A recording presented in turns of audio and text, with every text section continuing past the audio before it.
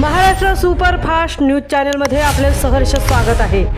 खास सत्याची थार लेखणीची महाराष्ट्रातील ताज्या आणि वेगवान बातम्या पाहण्यासाठी आपल्या हक्काचे चॅनल शेअर करा, लाईक करा आणि सबस्क्राईब करा। धन्यवाद। मुंब्रा कौसामध्ये मध्यरात्री गोळीबाराचा थरार, पोलिसांवर फायरिंग करणारा आरोपी पिस्टलसह जेरबंद। मुंब्रा येथील कौसा परिसरात पहाटेच्या सुमारास झालेल्या गोळीबाराच्या घटनेमुळे परिसरात काही काळ तणावाचे वातावरण निर्माण झाले होते। मात्र पोलिसांनी दाखवलेल्या तत्परता आणि धाडसामुळे मुख्य आरोपीला 2 पिस्टलसह ताब्यात घेण्यात यश आले आहे। या घटनेत 2 नागरिक जखमी झाले असून त्यांच्यावर उपचार सुरू आहेत।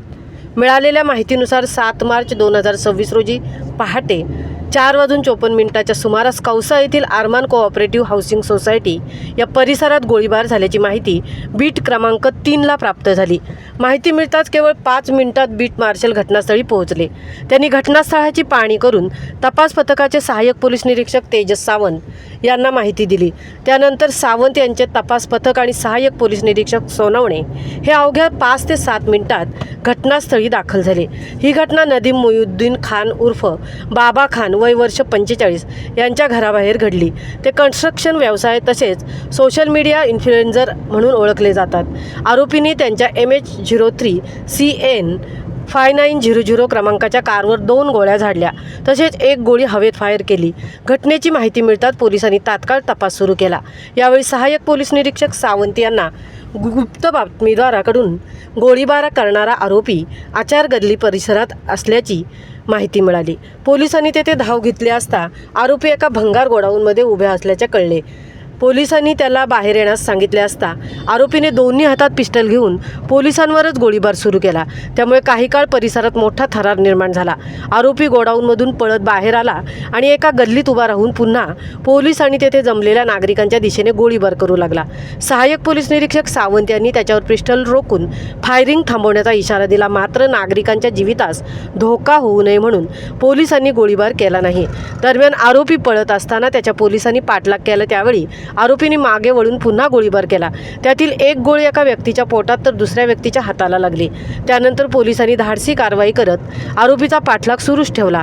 अखेर सहाय्यक पोलीस निरीक्षक तेजस सावंत, अजित तडवी आणि अजिंक्य महाडिक यांनी आरोपीला धक्का देत खाली पाडले। त्यावेळी आरोपीच्या हातातील 1 पिस्टल खाली पडले, तर दुसऱ्या पिस्टलमध्ये 3 जिवंत काडतुसे होती आणि ती पुन्हा फायरिंग करण्याच्या तयारीत होता तो। मात्र पोलिसांनी झटापटीत ते पिस्टलही त्याच्या हातातून हिसकावून घेतले।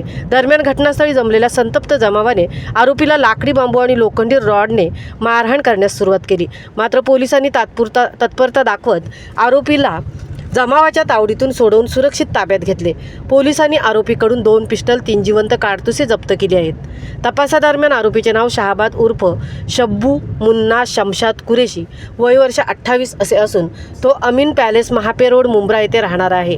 तो यापूर्वी दिल्लीतील तिहाड जेलमध्ये 8 वर्षे शिक्षा भोगून आला असून त्याच्यावर दिल्लीतील जाफराबाद परिसरातील 4 पोलीस ठाण्यात विविध गुन्हे दाखल असल्याची माहिती समोर आली आहे। आरोपीने एकूण 10 ते 12 राऊंड गोळीबार केल्याचे पोलीस तपासात समोर आले आहे। या घटनेत जखमी झालेल्या 2 व्यक्तींना काळसेकर हॉस्पिटल येथे दाखल करण्यात आले असून त्यांच्यावर उपचार सुरू आहेत। तसेच नदीम खान यांच्या घराबाहेर पोलिसांनी बंदोबस्त तैनात केला असून सध्या परिसरातील परिस्थिती शांत आहे। या संपूर्ण कारवाईत सहाय्यक पोलीस निरीक्षक तेजस सावंत, सहाय्यक पोलीस निरीक्षक सोनवणे, पोलीस हवालदार तडवी, पोलीस हवालदार शिंदे, पोलीस शिपाई पाटोळे, पोलीस शिपाई आव्हाड, पोलीस शिपाई महाडिक, पोलीस शिपाई काकड, पोलीस शिपाई घुले आणि पोलीस शिपाई जाधव यांनी सहभाग घेतला।